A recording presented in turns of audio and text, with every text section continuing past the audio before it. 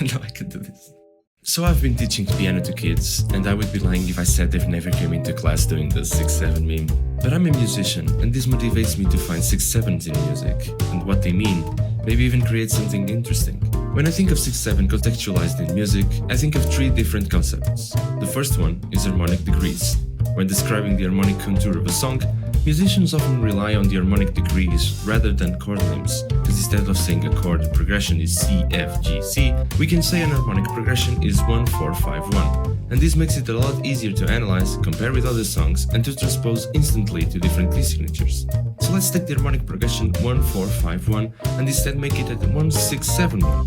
This progression is actually really quite common and it appears in many songs on a minor key. The second concept is basso continuo. Basso continuo is basically a bass line with numbers below to indicate the structure of the harmonic progression. I won't go into much detail about how basso continuo works, but the numbers 6 and 7 are very common, because 6 below a note indicates that the chord is on the first inversion, and the 7 indicates that the chord has a 7th on it. So finding two consecutive notes with 6/7 is like finding a good Tedesco composition.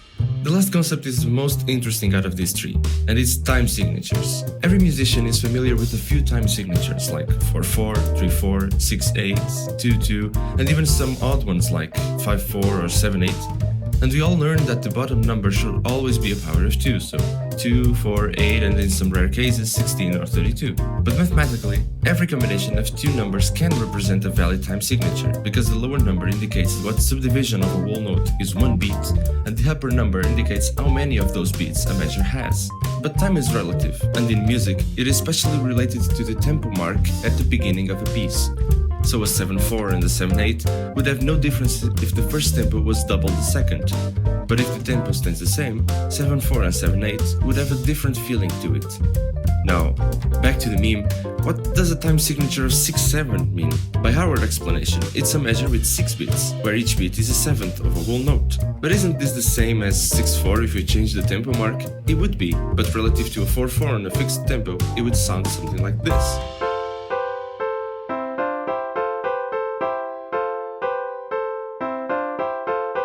But why is a 6/7 time signature special? Well, normally when we use tuples, we always complete them. That is, when we subdivide a beat into n notes, we always play the equivalent of n notes until a full beat has passed.